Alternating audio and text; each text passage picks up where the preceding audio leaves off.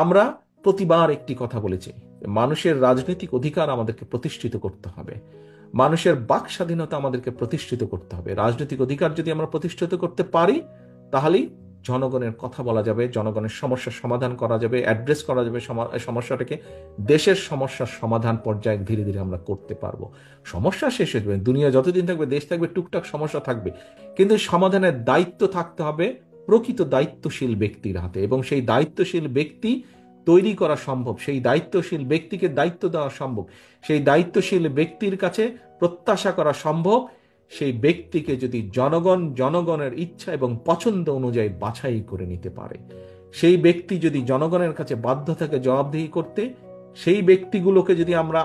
তৈরি করে আনতে পারি, দাঁড় করাতে পারি, তাহলেই একমাত্র আমাদের পক্ষে সম্ভব সমস্যাগুলো ধীরে ধীরে কমানো। প্রিয় সহকর্মীবৃন্দ, আমরা একটি নির্বাচন প্রত্যাশা করছি, যেই নির্বাচনে জনগণ সিদ্ধান্ত নেবে কে